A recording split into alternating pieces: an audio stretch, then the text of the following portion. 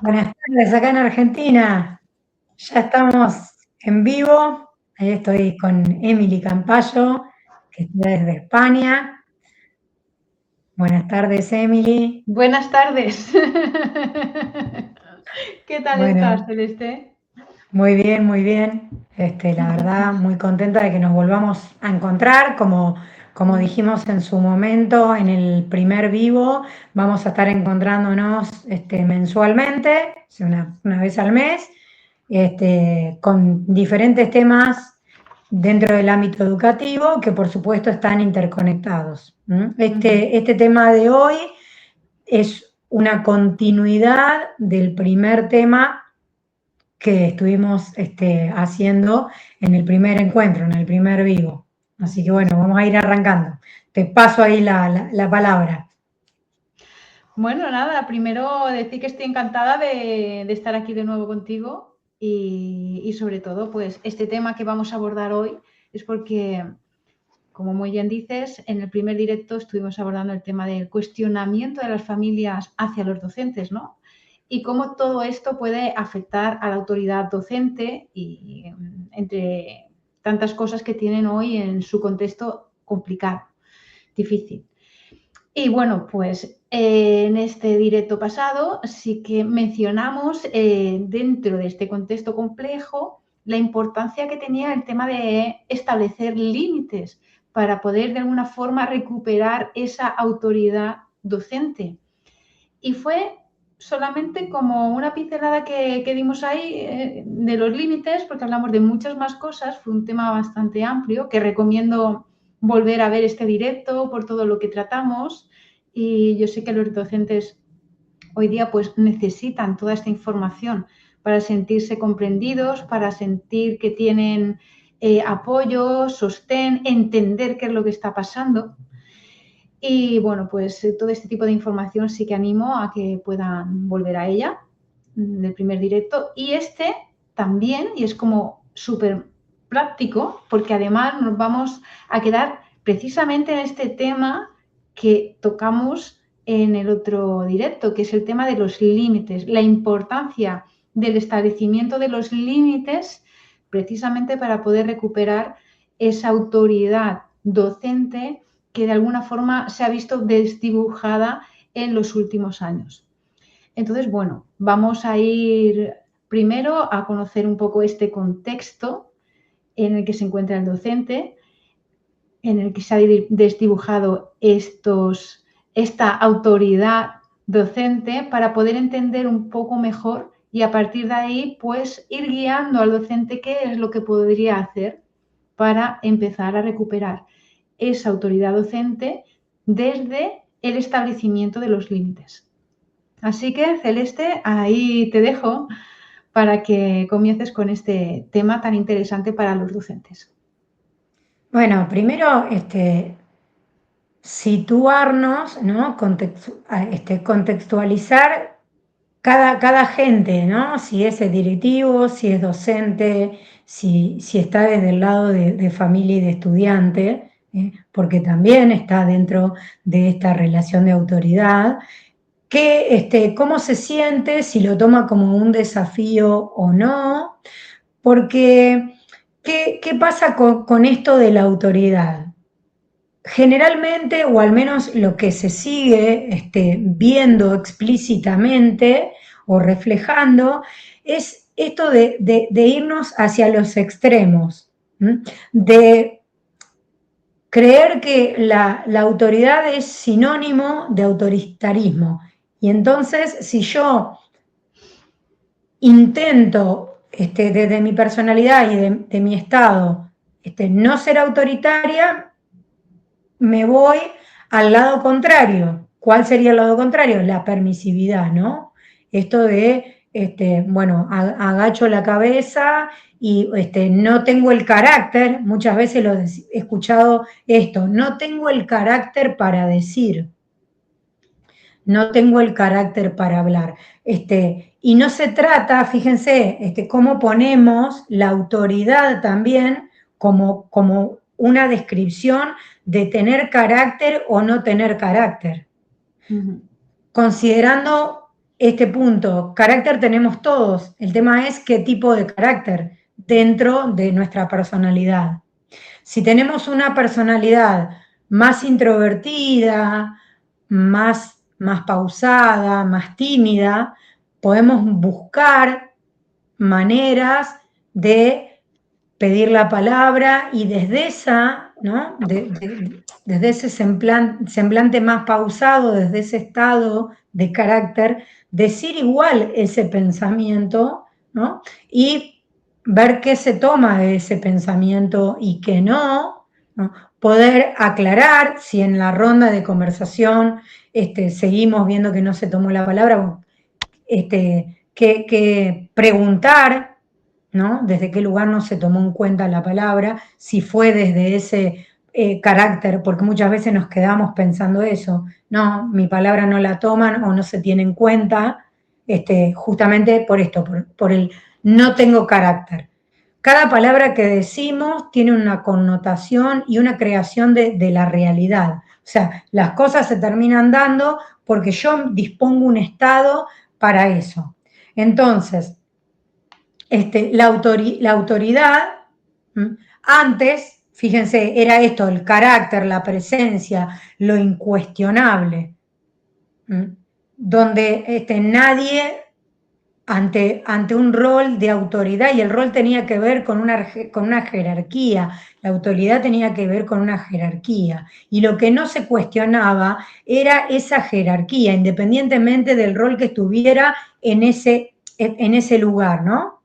Hoy por hoy todo eso cambió. ¿Qué se prioriza en el rol de autoridad, en caso de un directivo o en caso de un docente en cuestión a los padres? Pues si lo vemos en escala, vamos a ver al docente como autoridad dentro de la escuela. Entonces, priorizamos el diálogo, la participación. Ahora, ¿qué tipo de diálogo? Porque tiene que ser interactivo. Si yo me pongo en una posición de quiero tener razón, entonces ahí lo que vamos a generar es conflicto, es tensión.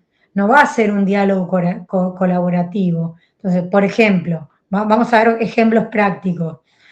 En una situación de escuela llega un familiar, la madre de un estudiante, amenazando al directivo, ¿no? En pleno pasillo de la escuela, porque su hija había tenido un conflicto dentro del aula con los compañeros.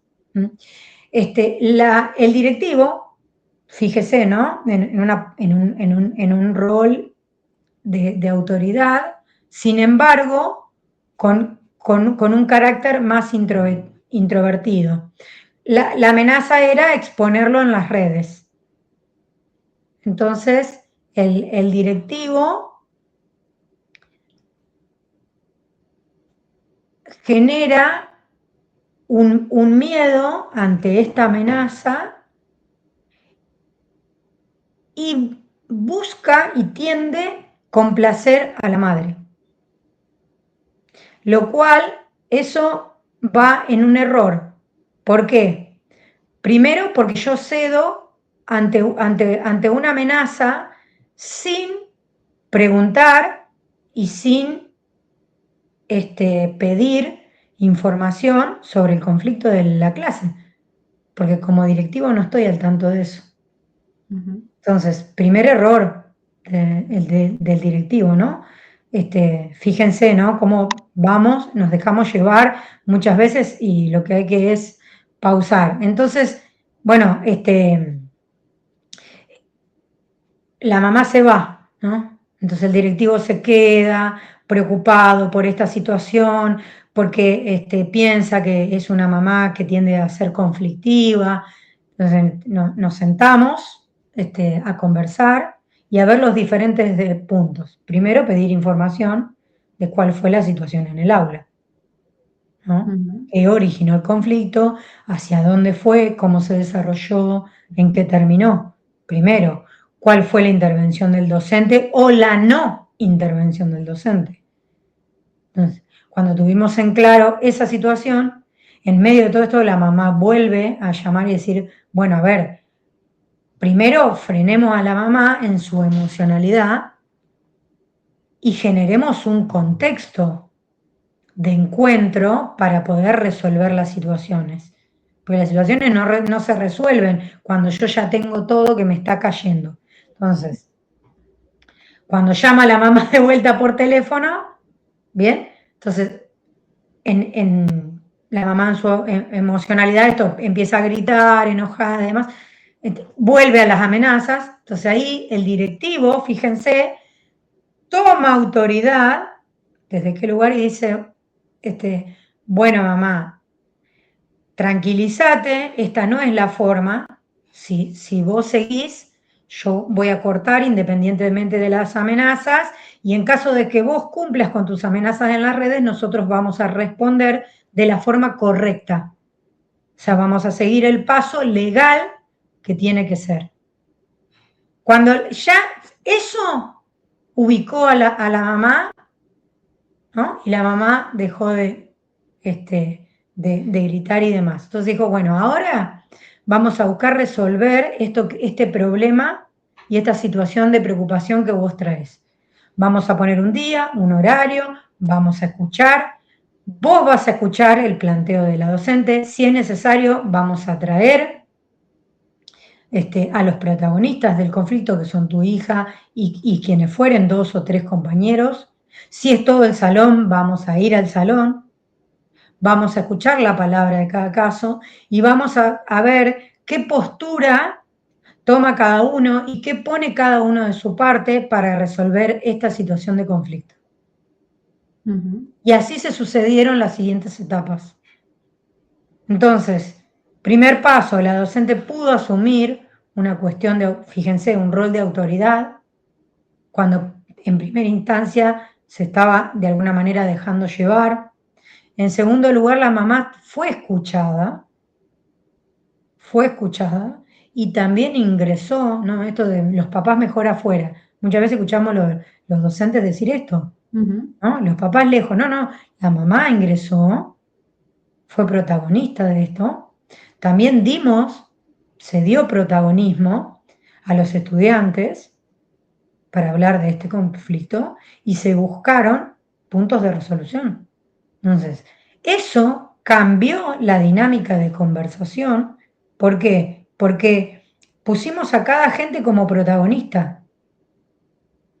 Y por lo tanto, cada uno tuvo que asumir su propia responsabilidad ante ese conflicto. Ese es el punto, asumir esa responsabilidad y utilizar esos conflictos para aprender. Exacto. Y el compromiso de qué manera me muevo y actúo de acá en adelante. Entonces, no se trata de evitar los problemas, de alejarlos, de rechazarlos o de pasarlo por alto. No. Claro, ni tampoco acá mando yo o se toma la sartén, o yo tengo la sartén por el mango porque soy el directivo. No, porque estamos hablando de comunidad y estamos hablando de un sistema relacional. Eso es lo que hace a la educación. Por lo tanto, los conflictos se tienen que resolver desde ese sistema relacional, donde cada uno sea protagonista, donde cada uno sienta escuchado y donde yo no me plante en el quiero tener razón, sino es cómo trascendemos esta problemática y qué parte de responsabilidad asumo, que explícitamente digo, bueno, yo de ahora en más me voy a comprometer a esto. Entonces, ahí es donde vamos. Y si aparece el conflicto, por favor, que es lo que vemos en la mayoría de las instituciones educativas, no busquemos pasarlo por alto. El primer síntoma, aunque parezca livianito, es un llamado. Es un llamado a frenar y a decir, bueno, a ver, esto... No, fue una tontería, una peleita de estudiantes, ¿no? Que después terminan en casos de agresión. Claro, esos detalles, ahí está, tenemos que empezar a ver esos detalles, esos síntomas de tensión. Así es, y tomarlo como oportunidades de crecimiento. Totalmente, totalmente, porque es ahí donde podemos evitar, o no, me voy a corregir, porque no sería la palabra evitar, ¿no? Evitar es cuando tiendo a alejar o a rechazar el conflicto, sino es afrontar la problemática antes de que se anude. Ujú. Mírenlo ustedes con su cuerpo. Cuando hay una tensión muscular o emocional, ¿m? Que están ligadas, ¿m? Primero hay un leve síntoma de molestia, de malestar. Pero cuando esa tensión se rigidiza o yo la conservo, aumenta y se hace un nudo. Entonces, después que tendemos, ay, tengo una contractura o Claro. acá o en la pierna, voy al kinesiólogo. Ujú. Hay que Pero para hacer. yo llegar, claro, pero para yo llegar a esa contractura, hubo un montón de alertas y de síntomas que pasé por alto. Esos detalles, ¿no? Ujú. ¿No? No, fue un tirón. No, lo que pasa es que justo hoy levanté no sé qué y entonces, no. Mi emocionalidad está totalmente ligada a ese levanté tal cosa y ahí fue la tensión. Totalmente. ¿Mm? Entonces digo, el ir en automático es ir como los caballos de antes, las carretas que van con anteojeras. Ujú. Vieron que le ponían anteojeras a los caballos para que no, Solo de frente. no desenfoque el camino, ¿va? Bueno, y nosotros vamos ahí. Entonces nos perdemos de todo esto. Entonces, me saco eso, bien, porque tengo que estar atento a todo el contexto y ver cómo ese contexto me impacta y cómo devuelvo yo ese impacto. Por eso es relacional y Ujú. por eso hay que ver cada situación puntual, cada realidad, cada institución, independientemente de que tengamos, ¿no? Una bajada común. En educación, cuando hablamos de sistema político, gubernamental, ¿no? Materia de política educativa. Independientemente de eso, hay una realidad que es inherente a todo eso otro y es individual de la institución. No son los mismos estudiantes que llegan a determinada institución que a otra. No son las mismas familias. No es El el mismo contexto. barrio. Claro. Entonces, esas cosas tenemos que tener en cuenta, y qué trabajamos en base a eso. Exacto. Pues sí, Celeste, así es. Muchas gracias por esa claridad, porque es necesario que todos los agentes educativos tomen conciencia, porque como dices es algo relacional y al final la educación no va de quién tiene más razón, la educación va de todos juntos, vamos a hacer de esto algo mejor y aprendamos juntos. Entonces, un poco de esto es lo que quería hablar yo ahora mismo, ¿no? El tema del cambio del rol del docente hoy día, porque estamos acostumbrados a que el rol del docente es como un mero transmisor de conocimientos, pero más conceptos, o sea, lo que serían contenidos conceptuales, ¿no? O incluso actitudinales, pero digamos que todo como muy teórico, todo basado en la teoría y ya está. De hecho, al menos aquí en España, y yo he estado dando clases en la universidad, y el programa que va dirigido a los futuros docentes sigue anclado en esta realidad que digo, de transmisor de conocimientos. Puede ser que en algún momento digan, bueno, pues vamos a actualizar los contenidos y ahora nuevas tecnologías y ahora incluso el tema de las competencias emocionales, que esto a mí es algo que me llama mucho la atención, ¿no? Se habla de competencias emocionales para enseñar al alumnado sin haber enseñado primero a los docentes. Que bueno, eso es otro tema y para tratar porque es algo grave. Entonces, bueno, Básicamente decir que todavía seguimos anclados en ese modelo obsoleto que no se está ajustando a la realidad que después el docente vive en el aula, con alumnos que tienen una realidad totalmente distinta a las de hace años, con familias que también son muy distintas sus demandas a las de hace años. Entonces, ¿qué pasa? Pues que el docente ya con los contenidos, con lo que le dan en la universidad, no tiene suficiente para afrontar esta realidad. Entonces, es porque el modelo del docente ha cambiado. Ya pasa más dentro de su función a ser un referente adulto, a ser un referente que de alguna forma guía el aprendizaje, pero no solamente de contenido, sino también de comunicación. Entonces, el tema de los límites aquí es fundamental y no es opcional, sino que es parte de la función profesional del docente. Y de ahí que sería súper importante que a los docentes les den estas herramientas, porque lo que estás diciendo es una realidad, Celeste, lo que has estado comentando, pero muchas veces no se hace porque no se sabe, porque no han tenido esos conocimientos. Vamos en piloto automático porque hacemos lo que nos han enseñado, nos relacionamos como hemos aprendido y nuevas formas es difícil de verlas porque no se conocen. Entonces, de ahí la importancia de hablar de estos temas, para que se pueda ver, como dices, ¿no? Que nos quitemos esas anteojeras y podamos ver que hay otras formas. Entonces, eso es por una parte. Por otra parte, el tema de poner límites, ¿no? Como comentabas, bueno, pues no, miro, es que poner límites no es fácil, tiene su dificultad.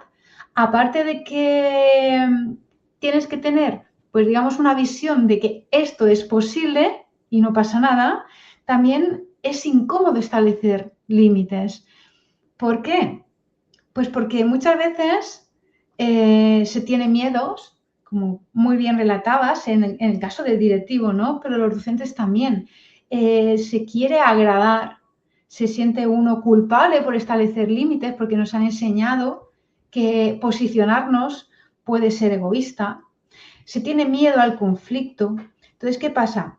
Que con todo esto resulta incómodo y complicado. Pero lo importante es lo que estás diciendo, Celeste, es ver el aprendizaje que hay detrás de establecer estos límites. Es crecer, es que todo vaya mejor. Porque si al final nos quedamos en la evitación, lo que vamos a propiciar es que el conflicto persista y que además escale a corto o medio o largo plazo. Es decir, el conflicto va a seguir ahí, siempre y cuando no nos posicionemos bien, por supuesto, con asertividad, con coherencia. Y esto es algo que se aprende, pero es necesario hacer eso, pasar por ahí y, y decirle a las familias hasta dónde es su rol, de alguna forma, solo con actitudes, no hace falta que se diga por palabras, tu rol está aquí, el mío está aquí. Sencillamente con el posicionamiento se puede hacer. Y de esta forma también las familias van a poder aprender que hay que vivir con normas comunes, que sus hijos son parte de una comunidad, que entre todos vamos a aprender, que no voy a dejar de validarte, te veo como familia, veo a tu hijo, te lo digo, te expongo, y al final esto es súper necesario, porque al final la educación no va solo de contenidos, sino la educación va de estructura. Y la estructura es muy importante para saber cada cual por dónde va. Y los límites juegan un papel fundamental en esta arquitectura, ¿no? En esta nueva estructura que tiene que sostener a esta nueva forma de entender la educación en la que los diferentes agentes educativos de alguna forma tienen que hacerse responsables de su parte y poder colaborar para el bien propio, pero también para el bien común. Entonces, es solamente decir que este rol es el nuevo rol que tienen los docentes, porque como muy bien comentabas, Celeste, una cosa es lo que son las administraciones, las legislaciones educativas y demás. Eso es lo que es, y como yo digo, no está en el terreno de campo, no está en el día a día en el aula, no es que lo está viviendo. Entonces, eso lo tenemos como referencia, pero no podemos esperar a que sea eso lo que cambie, para que cambie el contexto que vivimos en el día a día. Los que estamos en el día a día son los que tenemos que cambiar con las herramientas que tenemos y ver si hay herramientas que nos puedan brindar y nos puedan abrir otros espacios educativos, que sí las hay, y es de lo que estamos hablando hoy, y poder cada vez más hacer consciente en el profesorado y también los equipos directivos que estas nuevas formas están disponibles y solo hay que estar abiertos a ellas, hay que querer y ponerse manos a la obra, porque solo con los contenidos, solo por leer, solo por escuchar, no es suficiente. Hay que llevarlo a la práctica, hay que mojarse, hay que encarnarlo, hay que implementarlo. Y si esto se implementa, esto lleva a un cambio. Y eso es así, porque las instituciones que lo hacen ven el cambio. Y este es el reto que tienen los docentes hoy día, el reto de la educación, y es a donde hay que ir, porque es lo que se está demandando. Entonces, bueno, solamente era hacer más hincapié en este nuevo rol, ¿no? que tiene el docente. Y también agrego un punto, ¿no? Esa estructura de la cual hablas, que es necesaria, ¿no? Siempre hablamos de una estructura flexible, ¿no? Dinámica, en movimiento. No tiene que ver, no dimensionemos o asociemos desde nuestra mente, desde nuestro pensamiento, la estructura a paredes. No se trata de eso, se trata de saber a qué me tengo que atener. No, es la forma que le damos a este transcurrir educativo. Entonces, cada institución va a crear una forma. Entonces, cuando hablamos de estructura, hablamos de esa forma de educación, en la cual interaccionamos y nos relacionamos, familia y todo el plantel dentro de la escuela, junto con los estudiantes. O sea, todos juntos. Primero. Segundo, otra cuestión dentro de eso es la coherencia. Dentro de esa estructura lo que tiene que primar como base es la coherencia. Y para que haya coherencia, nosotros como adultos, o sea, los estudiantes vienen y toman nuestros ejemplos. Si nosotros hasta hoy no hemos sido coherentes en esos ejemplos, ya sea padres o ya sea educadores, el primer punto es reconocer eso. Porque el mostrar que no somos perfectos no es solo decirlo de la boca para afuera o de expresarlo en palabras o como discurso, ¿no? Eso es lo que tenemos que terminar con los discursos. Es pararme y decir, yo hasta hoy no he sido ejemplo de esto, esto y esto, puntualmente. Y sin culpa, no pasa nada, es aprendizaje. De estas acciones como educadora, no he sido ejemplo de esto, de esto. No he sido ejemplo porque vamos a lo práctico, ¿no? Algo cotidiano y sencillo. No he sido ejemplo en la forma de conducirme dentro del espacio de la ciudad. Yo enseño educación vial, sin embargo vengo en moto sin casco a la escuela. O doblo en U cuando no hay que doblar en U. O ingreso a una calle que tengo un cartel que dice contramano. Bien, eso pasa acá en Argentina, comúnmente. Eso pasa mucho. En todos los sitios. ¿No? Entonces, otro ejemplo que he dado puntualmente, por eso digo, seamos prácticos, y esto tiene que ver con humanidad, no tiene que ver, primero me reconozco yo en mi imperfección, y digo, bueno, hasta acá, erré, y de acá en más, vamos a empezar a ser coherentes, y ahí está el compromiso. Otro ejemplo que doy comúnmente, enseñamos educación, enseñamos, por eso la diferencia entre enseñar y educar. Observen esto en los ejemplos que estamos dando. Enseñamos en la escuela educación alimenticia. Esto lo he visto acá en un montón de escuelas. Y después, en el desayuno o en la merienda, ponemos dentro de la escuela masitas que son, no sé, 70% grasa. Claro. ¿Se entiende? Entonces, sí, ahí está la incoherencia. Ahí está la incoherencia. Entonces, después decimos, pero el presupuesto no da. Bueno, perfecto. Bárbaro. Sentémonos. ¿Para qué da el presupuesto?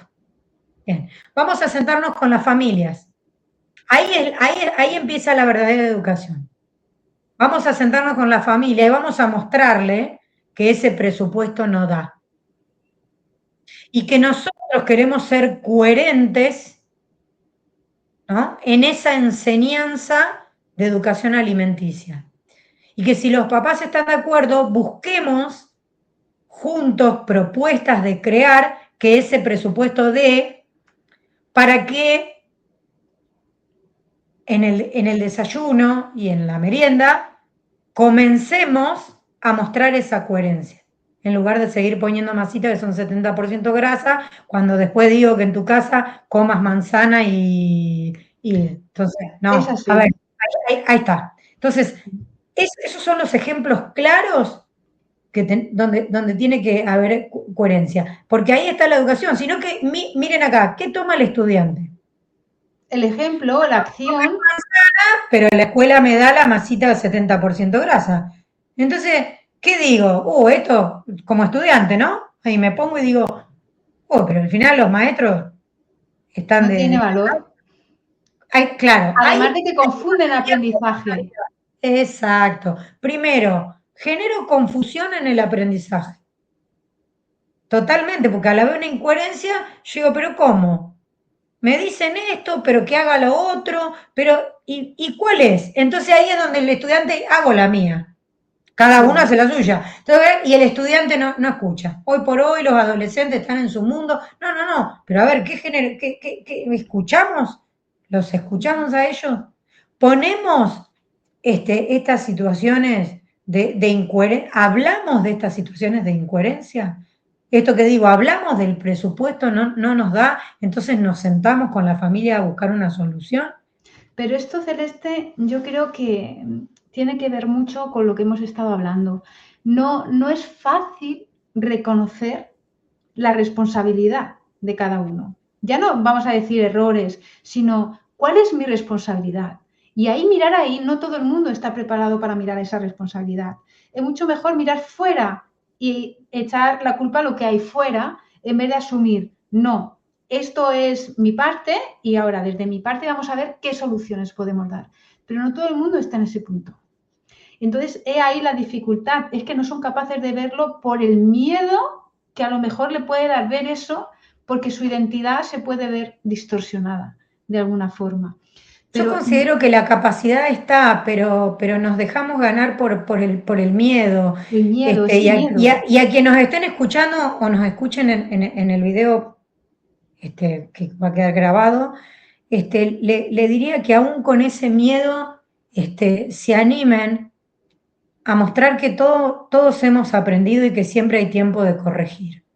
Siempre, Sí, y al siempre. final Y no es para bien. perdemos valor, claro, y no perdemos valor. Al contrario, Al el contrario. valor lo fuimos perdiendo a lo largo de los años por esas incoherencias. Entonces, Eso es. recuperemos ese valor, recuperemos esos valores desde la coherencia. Desde la coherencia del educar. ¿Y qué tiene que ver educar? Justamente esos pequeños ejemplos cotidianos de los que hemos estado hablando. Porque los temas que enseñamos dentro del aula hacen a la vida, no son temas cerrados. El tema de la alimentación no es solo conocer lo que considero beneficioso, nutricional y demás, sino también es aprender a conocer la biología de mi cuerpo. Entonces, no son temas cerrados. El tema de las matemáticas hacen a la economía, al pensamiento. Hoy se habla mucho de educación financiera. Entonces, son temas cerrados. Son temas para abrir situaciones problemáticas como la que dije, no nos da el presupuesto. Bueno, abramos y compartamos este tema para solucionarlo en forma conjunta como comunidad educativa. Entonces ahí aprendemos todos, incluidos los estudiantes. Y ahí es donde se genera la coherencia y ahí es donde el valor emerge. Ahí es donde emerge el valor. Y ahí es donde la famosa frase es, tiramos todos para el mismo carro. Y sería realmente lo que está muy de moda hablar de educación en valores. Porque al hablar de educación en valores realmente tenemos que hacernos responsables de cuáles son nuestros propios valores educativos, personales y después actuar en coherencia.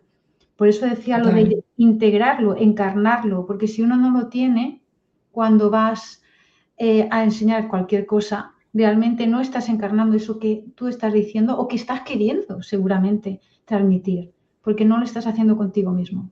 Entonces, eso es fundamental poderlo entender y sobre todo quitarse, como muy bien dices, ese miedo. Sé que no es fácil, pero hay que dar pasos, ¿no? A que me van a ver, que voy a ser menos, por mostrarme, por ser vulnerable. No, todos somos vulnerables, todos estamos aprendiendo. Y no hay forma de evolucionar si no nos mostramos en esa vulnerabilidad. Y es precisamente cuando somos vulnerables que los chavales, que los niños, que nos van a escuchar más y nos van a aceptar más, empezando por nosotros mismos, porque nos estamos aceptando nosotros. Parece una tontería, pero es que es así, es una realidad. Entonces, bueno, animo a todos los docentes, directivos, familias, que vayan de alguna forma mostrándose como son ellos, más auténticos. Es lo único que hay desde la autenticidad, desde la vulnerabilidad. Todos somos iguales y desde ahí construir juntos. Total. Mirando la realidad con la que contamos, ¿no? Claro, Que ahí vamos, ahí es donde contextualizamos cada organización educativa. Es diferente, claro. ¿No? Ahí. Bueno, Emily, ¿ahora qué vamos? ¿A las preguntas? Ahí estamos. Venga, lanza alguna preguntita. Venimos bien de tiempo, ¿verdad? Sí, más o menos. Bueno, hay coordinamos una parte con Emily, ¿no? De esta famosa espacio de preguntas poderosas, o a lo mejor no tan poderosas. No sé, todo tiene que ver con cómo lo tomen ustedes, que están ahí escuchando del otro lado, qué interpretación hagan, y siempre lo que mantenemos y compartimos con Emily es que las preguntas no necesariamente ustedes le tienen que encontrar la respuesta en el momento. Simplemente tómenla y déjenla abierta, aún, aunque digan, no, mira, esa pregunta no sé de qué va o no la entiendo, tómenla y déjenla abierta porque las preguntas siempre decimos que abren posibilidades, ¿no? En cambio, una respuesta la cierra. ¿Por qué? Porque me quedo con una parte de la totalidad. Me quedé con esa parte y dije, ya está, y ya lo resolví, y por lo tanto no miro otras posibilidades. Esa es la diferencia, la pregunta abre, ¿no? Me abre ese contexto, ese abanico, y eso de ir un poquito más allá porque por ahí surge otra opción, por eso posibilidad. Entonces, bueno, vamos a estas preguntas, por supuesto, abierta a la interpretación, y la percepción de cada una de ustedes, y siempre dimensionen hacia dónde los puede llevar, ¿no? Una de ellas es, ¿qué precio paga el docente cuando no pone límites? ¿Qué sienten ustedes? ¿Qué precio pagan como docentes cuando no ponen límites? ¿Qué entienden? Esa otra pregunta. ¿Qué entienden por poner límites en educación? ¿Qué entienden? ¿Cuáles son los beneficios de ubicar el límite? Más que poner, diría ubicar. De ubicar el límite en esa contextualidad situacional. ¿Cómo pueden, cada uno desde su aporte, construir límites claros dentro de esa cultura organizacional, teniendo en cuenta que ustedes, como cultura organizacional, valoran la libertad y la expresión individual? Si es así, si está el valor de esa libertad y de esa expresión individual explícita e implícitamente, ahí está la coherencia. No es me doy vuelta y hago otra cosa. No, tiene que haber coherencia en eso. Si esa coherencia está, bien, ¿de qué manera cada uno hace su aporte en la construcción de límites claros? ¿Qué ocurre cuando como docentes evitamos ubicar situacionalmente el límite en la circunstancia de conflicto. ¿Qué ocurre? ¿Hacia dónde me lleva? Siempre busquemos esto de dimensionar, ¿no? Eso es anticipar de alguna forma. Comencemos a eso, a tomar diferentes posibilidades de anticipación de los conflictos y ver qué postura tomo. ¿Y qué estado me genera eso? ¿Para qué? Para lograr una mayor claridad y poder redireccionar eso. Entonces, ahí hay otra posibilidad. ¿Qué consecuencias, otra pregunta a dimensionar, qué consecuencias tienen los límites poco claros e inconsistentes? ¿No? En esta circunstancia pude ubicar un límite, pero ese límite no es consistente. Se pierde en el transcurso del tiempo. Esa es otra. Sostener los límites. Exacto. Y siempre en esta coherencia, tanto interna como externa, ¿no? Y la parte del otro también, no solo la mía. Por eso la claridad y la consistencia.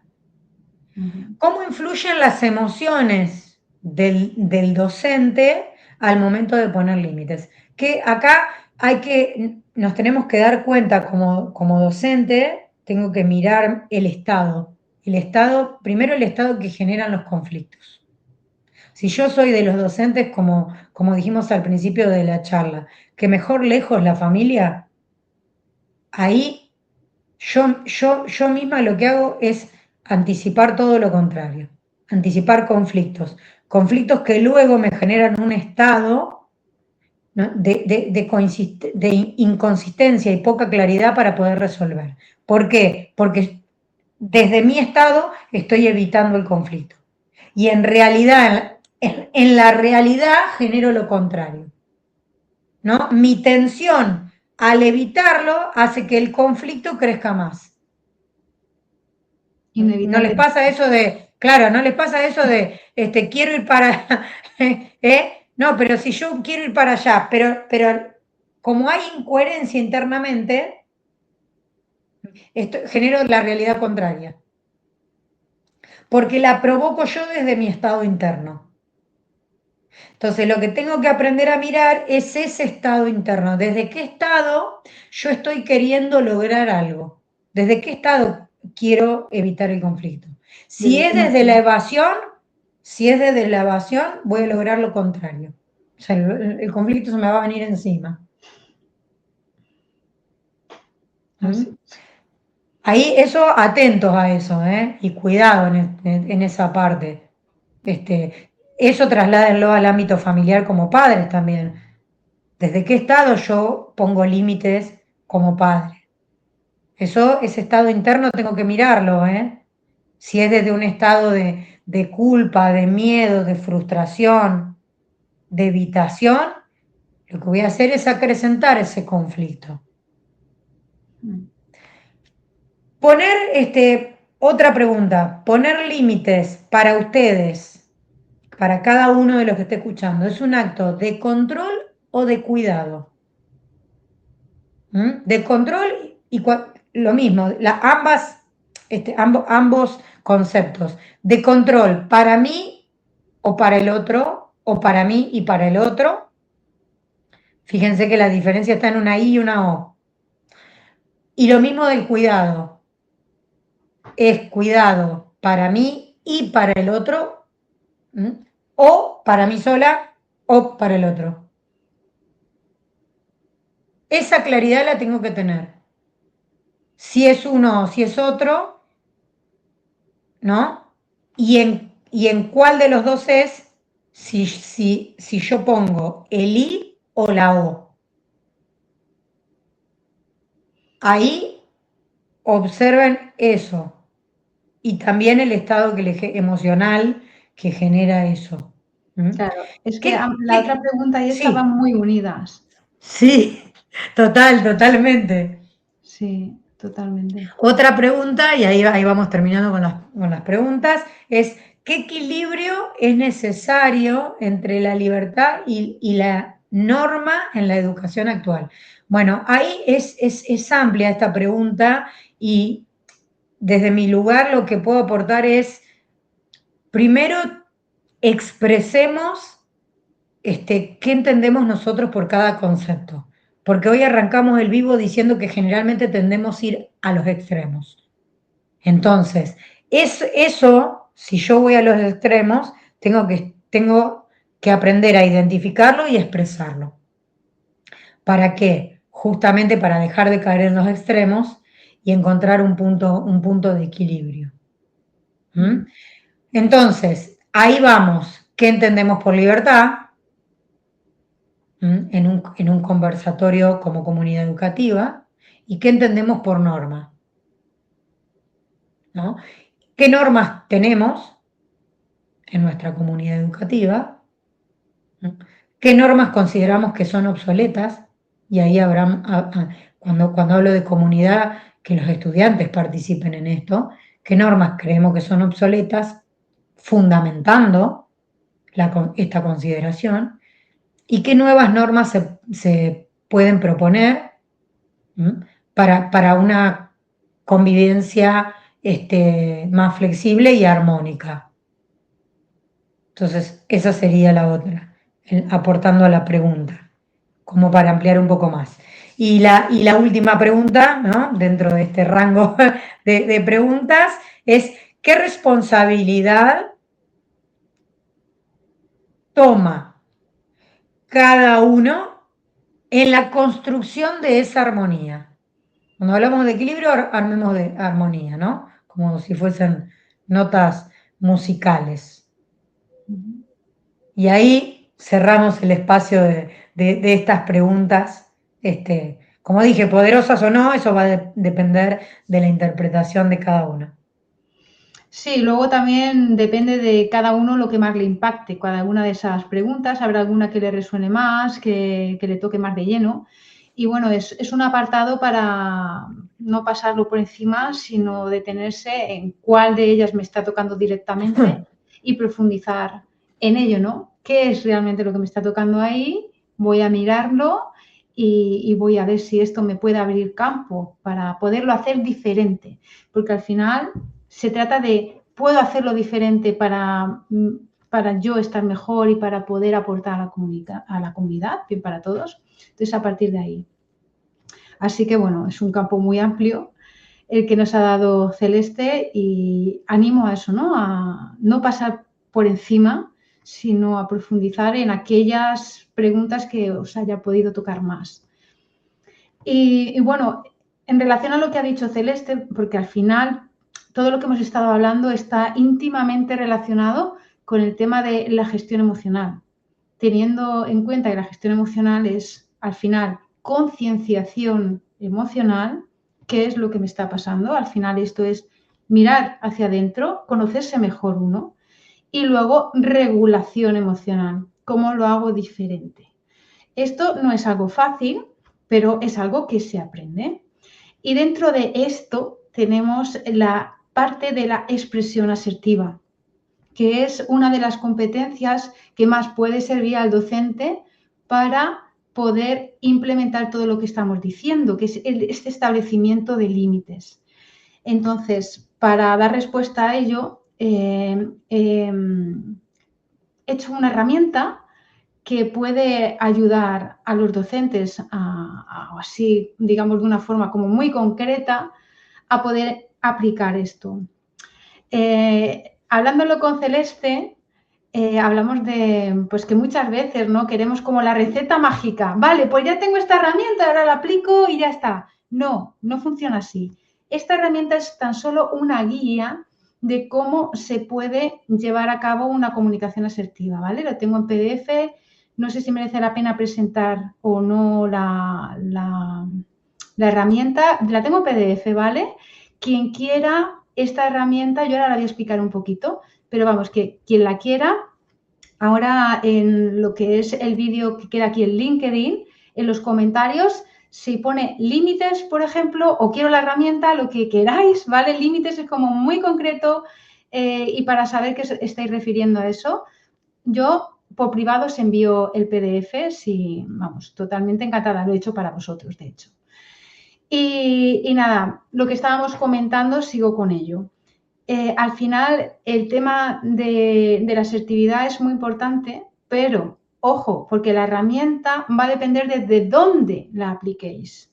Por esto que estábamos hablando, no puedo aplicarla desde un querer imponerme, no puedo aplicarla desde una confrontación, de querer imponer mi criterio, lo que yo digo y el otro no funciona.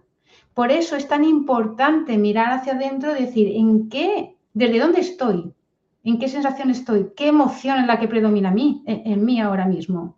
¿Tengo miedo? ¿O qué me está pasando? ¿Desde dónde voy a hacer esto? Y ese desde dónde es el que va a hacer que la herramienta pueda funcionar o no pueda funcionar. Entonces, encarecidamente, vuelvo a repetir esto porque es lo más importante. Primero, el querer, el tener esa apertura, esa intención de, vale, voy a ver qué puedo hacer conmigo, voy a tenerme compasión a mí mismo, a mí misma, y si no se hace una vez bien, no pasa nada, no somos perfectos. El aprendizaje es prueba, error, y así vamos. Pero la cuestión es si yo estoy abierto, si yo estoy abierta a querer mejorar esto. Entonces, sí sirve esta herramienta, que básicamente es establecer estos pasos de la comunicación asertiva, que el primero es el de observar sencillamente, observar un hecho sencillamente como es, sin un juicio, y cuando se vaya a expresarlo lo más objetivo posible, sin emitir el juicio y tampoco justificándose. En el momento que nos estamos justificando nos tenemos que dar cuenta que estamos justificándonos porque realmente tenemos miedo o lo que sea que haya detrás, ¿vale? Esto es súper importante. Después de este dato objetivo, lo que es necesario hacer es validar a la persona, es decir, por ejemplo, un padre que escribe mensajes, ¿no? Pues puedes decirle, he visto, ¿no? Como algo objetivo, he visto que los mensajes que me has escrito acerca de la evolución de tu hijo o tu hija. Luego validarlo. Entiendo que para ti sea importante porque quieres saber el progreso. O sea, la validación es súper importante porque el padre lo está haciendo por algo concreto. Independientemente de dónde lo esté haciendo, no nos podemos dejar llevar desde el punto desde el que lo está haciendo él, si no entramos en eso y ya se acabó.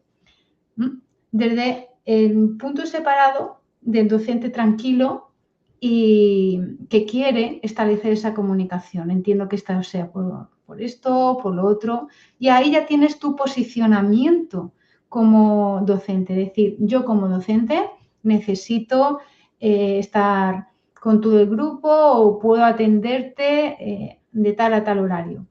Ahí es cuando tú primero te posicionas qué es lo que quieres, ¿vale? Es decir, como docente yo velo por la continuidad de todos los alumnos por igual o del grupo, ¿no? Y a continuación ya está relacionado con esto el límite. Entonces, yo puedo atenderte a ti como te mereces en tal horario, para que vea que realmente no es que no quieras atenderlo, sino que le estás dando una opción. Lo que le estás dejando claro es cuándo sí, cuándo no y cuál es tu posición como profesional. Entonces, todo esto es fundamental para establecer una comunicación más adulta, más que entrar en la reactividad de los padres, que puede haberla, o que esa forma, tener que justificarte o que tú sientas que te tienes que justificar, te altere y vayas a expresarlo desde esa alteración. Entonces, todo esto es algo que hay que mirar muy de cerca, hay que aprender a discernir, hay que aprender a verlo uno, autorregularse y desde ahí actuar.